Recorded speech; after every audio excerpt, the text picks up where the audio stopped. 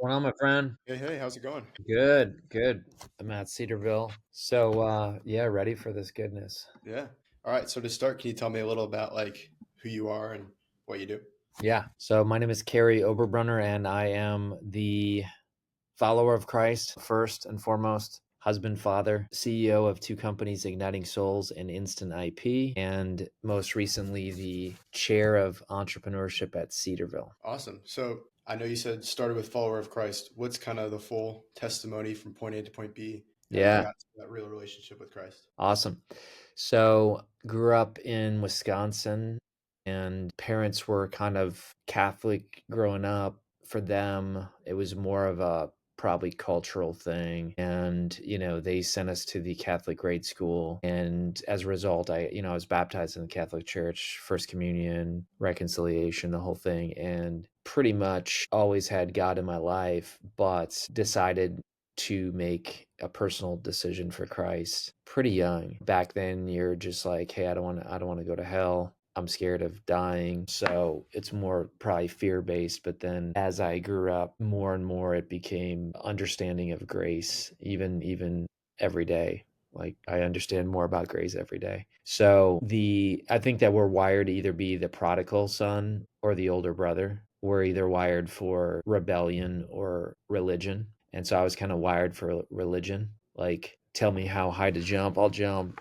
Tell me how much good works to do, I'll do it. And that turned into a pretty much obsession with performance and earning my way to God. Even after being a Christian, it's like, okay, I'm saved by grace, but I'm sanctified by works. And what I realized is that the older brother's actually the furthest one from the father, even though he's right next to the father. So I feel like sometimes the prodigal son people, the people who rebel, actually find it easier to come to God because pride gets in the way of the older brother, people who are wired that way. So then I got into self injury and depression pretty much because self injury is like punishing yourself for not being good enough for me. So I had to work through that. And now I guess now I understand God's grace in a So was there like a moment for you that it all changed? Because you talked about the older brother, and was there like I guess, a rock bottom moment where you're like, I need grace, I need something? Yeah. Yeah, I mean, back in college at Grace College and seminary, I I lived a pretty I mean, I was sincere. I wanted to I really feel like I wanted God in my life, but God, I think, was wanting to use me in a bigger way, so he had to break me. And there's a quote by A.W. Tozer that says, until God can wound a person deeply, he can't use them greatly. So that's not like a Hallmark card that people that doesn't sell in American Christianity, like, God's gonna wound you. Like, let's seek that out. But if you look at all the biblical characters, it's like true.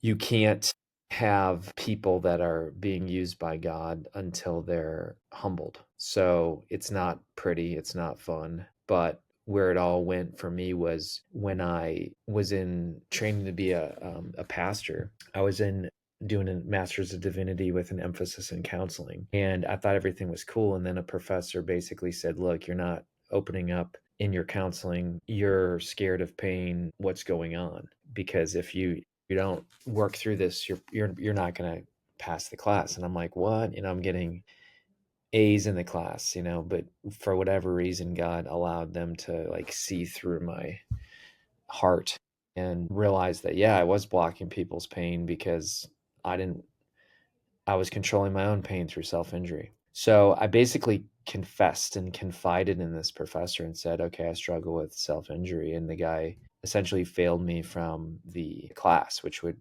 fail me from the degree, which would prevent me from becoming a pastor and all this. And so it was tough. Like I hadn't failed a lot in my life. So then it was Dr. Dave Plaster, who a lot of people might know of. He basically stepped up and said, hey, listen, let's get you counseling and let's get you some help. And that professor can't fail you because you're trying to get healthy. And so it put me on a path to counseling. It put me on a path to essentially exposing my pride and self injury. And as a result, that's when I finally started getting healthy. So I know you talked about religion, self harm. What was the greatest or biggest lesson that you learned in your testimony and I guess walk with God that you would want to share with other people? Yeah, I would say that there's a quote that says, pain is inevitable, but misery is a choice. So my coach, Chet Scott, says that a lot. Pain is inevitable, misery is a choice. It basically says that you can't live a pain free life and you can't try to insulate and isolate yourself from pain because that's what exists in the world. It's like you take an athlete and say, okay, athlete, you're going to get a gold medal, but you won't have to go through any pain. Like it's impossible. So the way that you become a champion in life and faith is that God allows pain in your life, and you might view it as negative and cruel, but it's like if you want a person to be strong and patient and kind and loving, and if you want a person to be able to withhold success, they're going to have to be beat down. So, that might not be palatable for a lot of Christians, but I think it's true.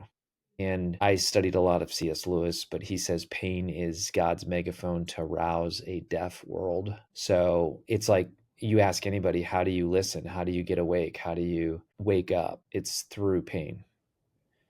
Whether you look at sports teams or whatever, when everything's going great and everyone's winning and there's all kinds of success and there's no trials, you get fat and lazy, is what the term is.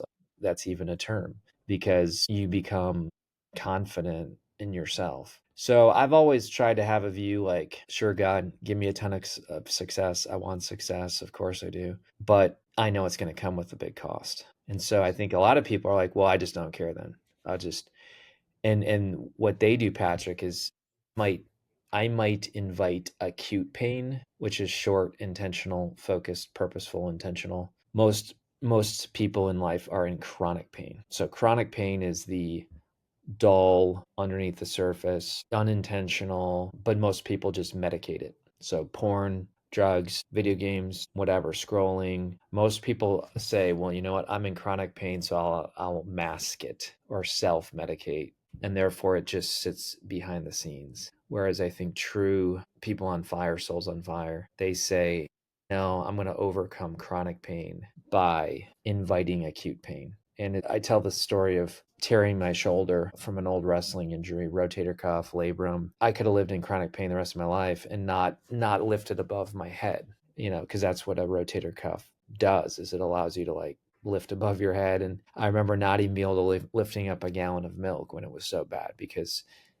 my shoulder was that torn. Well, it was chronic pain. So what did I have to do? I had to invite acute pain and say, okay, I'm going to get an MRI, I'm going to get surgery, I'm going to do physical therapy, and it's going to take 12 months for a full healing. But now for the rest of my life, I can move my shoulder. It's that type of approach. So has there ever been a moment in your life like 10, 20 years later that you looked back on a moment of pain and was like, oh, this is why it happened or it made sense? I think if you said to a father, would you give your son or daughter a gift if you knew it would destroy them? I think most good fathers would be like, no. So, some people look at me and they're like, and again, it's all comparison. I mean, my life isn't successful compared to some people. But if you look at, quote, the books I've written, the companies I've started, the people I've impacted, if I wasn't humbled first, I probably would become very arrogant and then unusable. You just look at the scriptures and you're like, wow, look at that king, look at that person, look at that person. And they became arrogant and therefore not dependent on God. So, why did God allow all these painful things? I think it's because he knew that success without humbling would have destroyed me. So it was like your pain became your platform. Oh man, I love that. What's like one verse that you live by or that you would say is your life verse? I like a few of them. I like some weird ones. One is, whom do I have in heaven besides thee? And there is none upon the earth that I desire besides thee. It basically gets at C.S. Lewis's quote that says, if nothing in this world can truly satisfy, quite possibly you were made for another world. So like, I don't feel at home. And I know that sounds like, whoa, that's pretty depressing. But I think it's actually a good thing because I think some people do feel at home here on earth, and that's not that's not amazing because there should be something off, you know? I mean, when you look at the world and you're like, "Wow, why did that happen? What about that injustice? What's going on there?" Like, if this world was truly heaven, like, why would we need another place? So that's a good verse. I think that another scary verse that I like is you search the scriptures because you think in them you have eternal life. It's these that testify about me, but you're unwilling to come to me that you might have life. What he's basically doing is Jesus is telling the Pharisees, your own view of the Bible is preventing you from seeing me. It's like, whoa. So the Pharisees' own theology, their own understanding of God was actually what blinded them from seeing Christ. So I think that was kind of me back in seminary. Like I had the degrees, I knew Greek, I knew Hebrew, but I wasn't understanding God's grace. Man, this is good stuff. Thank you for coming on and sharing your story. I really Yeah, appreciate it. Just thank you very much. no And problem, man. I love you and your son. So tell Keegan I said hi. I will. You keep doing amazing work, all right? All right. Sounds good. Take See you care. around.